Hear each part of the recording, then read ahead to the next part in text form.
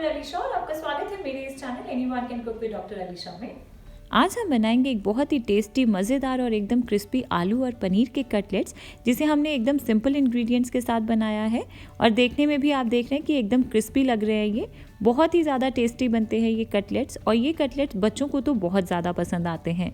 तो फटाफट से अपनी इस रेसिपी को शुरू करेंगे। और अगर आपको ये रेसिपी पसंद आए तो प्लीज़ मेरे चैनल को सब्सक्राइब करें और उसके बाद बेल को ज़रूर बजाइएगा, ताकि मेरी सारी रेसिपीज़ के नोटिफिकेशंस आपको सबसे पहले मिल सकें। तो इसे बनाने के लिए सबसे पहले मैंने यहाँ लिए हैं 2 उबले हुए आलू, जिसको उबालने के बाद उसका छिलका निकाल दिया था और उसके बाद हमने इसे कद्दूकस कर लिया है। अगर हम कप्स के अकॉर्डिंग मेजर करें तो ये 1 कप उबले हुए आलू हैं। और आलू को इस तरह से कद्दूकस करने की बजाय आप चाहें तो इसे मैशर से या हाथों से मैश भी कर सकते हैं। बस सिर्फ एक चीज़ का ध्यान रखना है कि इसमें कोई भी बड़े लम्प्स ना हो। और साथ में अब हम इसमें डाल रहे हैं 3/4 कप कद्दूकस किया हुआ पनीर, और 1 बारीक कटी हुई हरी मिर्ची है मेरे पास, ये भी डाल देंगे हम इसमें। और साथ में मैं डाल रही हूँ 2 बड़े चम्मच बारीक कटा हुआ हरा धनिया, और साथ में हम इसमें डालेंगे 1 बड़ा चम्मच कॉर्नफ्लोर, ये इसे बाइंड करने में हेल्प करेगा।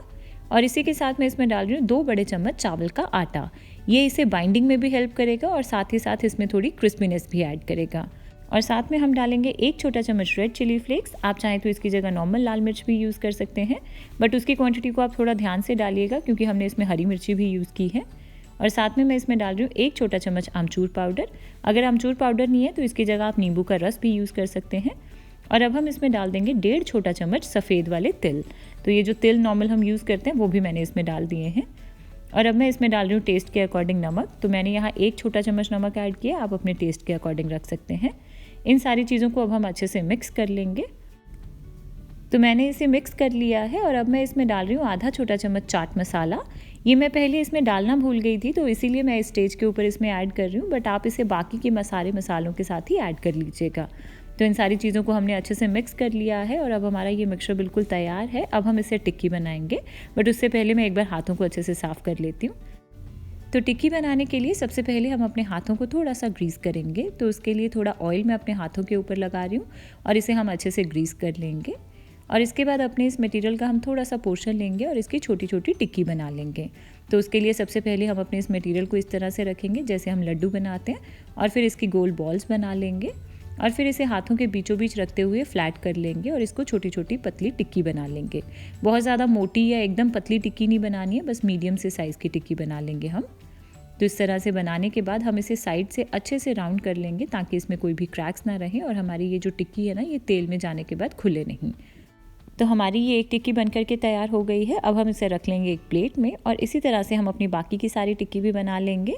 और टिक्की बनाते हुए अगर आपको लगे कि ये मटेरियल आपके हाथों पर चिपक रहा है तो आप इसमें थोड़ा सा और ऑयल अपने हाथों पर लगा लीजिए और फिर टिक्की बनाइए। तो हमारी ये सारी टिक्कियाँ बनकर के तैयार हो गई हैं। और एक साइड पे एक कटोरी में मैंने थोड़े से काजू लिए हैं जिसे मैंने 2 टुकड़ों में डिवाइड कर लिया है। और अब हम क्या करेंगे कि अपने इन हाथों को दोबारा से ग्रीस करेंगे ऑयल के साथ, और अपनी इस टिक्की को ना मैं एक बार फिर से साइड से शेप दे दूँगी क्योंकि मैं नहीं चाहती कि किसी भी हालत में ये तेल में जाके खुले। तो इस तरह से हल्का हल्का हम इसे साइड से फिर से ठीक कर लेंगे ताकि इसमें कोई भी क्रैक्स ना रहें। और इसके बाद हम अपने एक काजू का टुकड़ा लेंगे और इसे अपनी टिक्की के सेंटर में रख देंगे कुछ इस तरह से, और ऊपर से इसे हल्के हाथों से प्रेस कर देंगे। तो इस तरह से ये काजू हमारी टिक्की में चिपक जाएगा। ऐसा करना बिल्कुल ऑप्शनल है, अगर आप इसमें काजू ना लगाना चाहें तो आप उसे अवॉइड भी कर सकते हैं, बस ये हमारी टिक्की को देखने में थोड़ा और भी अट्रैक्टिव लुक देगा। तो इसी के साथ हमारी ये एक टिक्की तैयार हो गई है। इसी तरह से हम अपनी बाकी की सारी टिक्की भी तैयार कर लेंगे। तो टिक्की अब हमारी तैयार है। अब हम चलेंगे इसे तलने के प्रोसेस में। तो उसके लिए एक पैन में मैंने थोड़े तेल को गर्म होने के लिए रखा है। तेल हमें बहुत ज़्यादा तेज़ गर्म नहीं करना है, बस सिर्फ मीडियम हॉट तेल चाहिए हमें। तो तेल अब हमारा थोड़ा गर्म हो गया है। अब हम इसमें डाल देंगे अपनी ये टिक्की। तो एक बार में जितनी भी टिक्की आपके पैन में आ जाए उतनी आप डाल दीजिए, बहुत ज़्यादा ओवर क्राउडेड हमें इसे नहीं करना है। और इस तरह से इन्हें डालने के बाद अब हम थोड़ा सा ऑयल इनके ऊपर इस तरह से डाल देंगे ताकि हमारी ये जो टिक्की है ना, ये ऊपर से अच्छे से सेट हो जाए।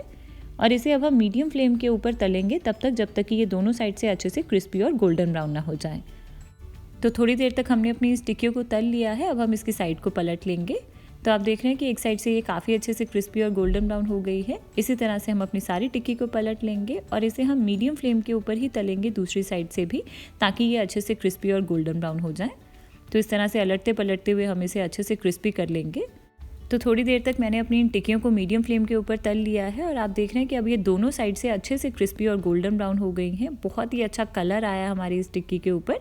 अब हम इसे निकाल लेंगे इस तेल से। तो आप देख रहे हैं कि देखने में ही ये एकदम क्रिस्पी और एकदम यमी लग रही है। तो इसे मैं एक टिश्यू टाल के ऊपर निकाल लूँगी ताकि इसका जो एक्स्ट्रा ऑयल है वो निकल जाए। और इसी तरह से हम अपनी बाकी की सारी टिक्की भी बना लेंगे। तो आपने देखा कि कितना आसान था इसे बनाना, बहुत ही सिंपल चीज़ों के साथ और एकदम झटपट से बन करके तैयार हो जाते हैं।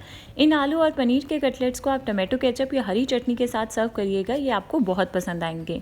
तो कैसी लगी आपको मेरी ये रेसिपी मुझे ज़रूर बताइएगा और अगर आपको ये पसंद आई हो तो वीडियो को लाइक करें और मेरे चैनल को सब्सक्राइब करना ना भूलें।